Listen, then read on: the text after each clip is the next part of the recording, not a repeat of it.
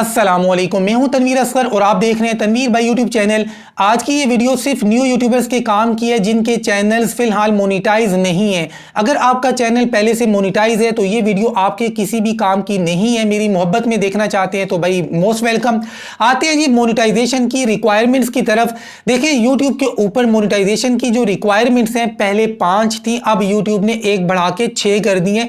पहले मैं आपको 5 बता देता हूं, फिर छठी भी बताता हूं कि छठी अब यूट्यूब ने कौन सी मेंशन की है। तो देखें भाई यूट्यूब चैनल को मोनेटाइज करने के लिए जब आपके चैनल के ऊपर 1000 सब्सक्राइबर 4000 घंटे या फिर 1000 सब्सक्राइबर्स 10 मिलियन शॉर्ट्स व्यूज आप कंप्लीट कर लेते हैं, गेन कर लेते हैं, अब आप मोनेटाइजेशन के लिए अप्लाई करते हैं। यहां पर पहले 5 शर्तें थी, छठी मैं आपको बताने वाला हूं। पहली जो 5 थी उनमें पहली शर्त यह थी कि मोनेटाइजेशन की तमाम तर पॉलिसीज को आपने फॉलो करना है। अब ये जो तमाम तर पॉलिसीज हैं इनके अंदर 1000 सब्सक्राइबर 4000 घंटे 10 मिलियन शॉर्ट्स ये सारी चीजें उसके अंदर आ जाती हैं। दूसरी शर्त यह है कि आप जिस कंट्री में रहते हुए मोनेटाइजेशन के लिए अप्लाई कर रहे हैं वो कंट्री एलिजिबल होना चाहिए। पाकिस्तान की बात की जाए तो अल्हम्दुलिल्लाह पाकिस्तान एलिजिबल है। तीसरी शर्त यह है कि आपके चैनल के ऊपर एक्टिव कम्युनिटी गाइडलाइन की स्ट्राइक नहीं होनी चाहिए।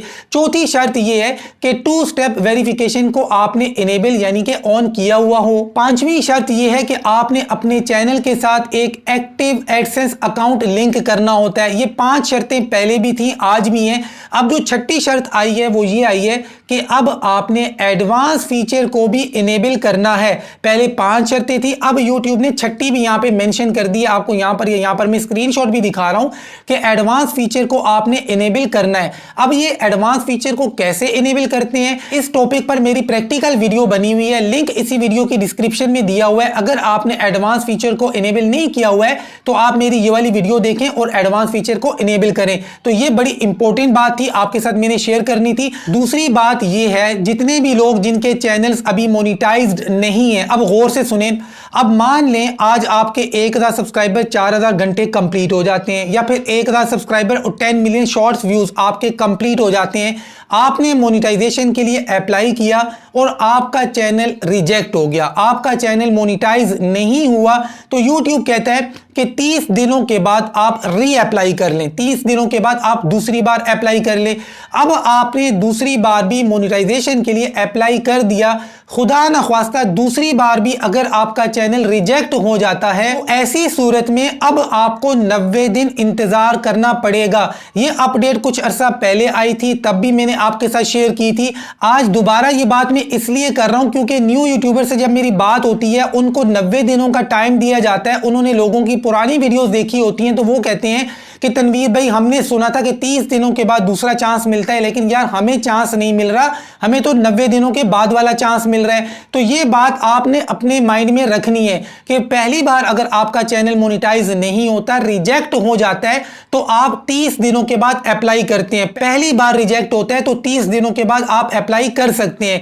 लेकिन अगर दूसरी बार भी रिजेक्ट हो जाता है तो अब आपको 90 दिन इंतजार करना पड़ता है। दूसरी, तीसरी, चौथी जितनी बार भी रिजेक्ट होता जाएगा आपको 90 दिन कम से कम इंतजार करना पड़ेगा। तो यहां पर जितने भी न्यू यूट्यूबर्स हैं आपने इस बात को माइंड में रखना है कि जब आप मोनेटाइजेशन के लिए अप्लाई करें आप चेक करें कि आपका जो कंटेंट है क्या ये मोनेटाइजेशन की तमाम तर पॉलिसीज को फॉलो कर रहा है या नहीं कर रहा। खुदा ना ख्वास्ता पहली बार अगर आपका चैनल रिजेक्ट हो जाता है, मोनेटाइज नहीं होता, तो दूसरी बार री अप्लाई करने से पहले अपने पूरे चैनल को दोबारा से देखें कि यार क्या गलती हुई है, क्या मिस्टेक हुई है।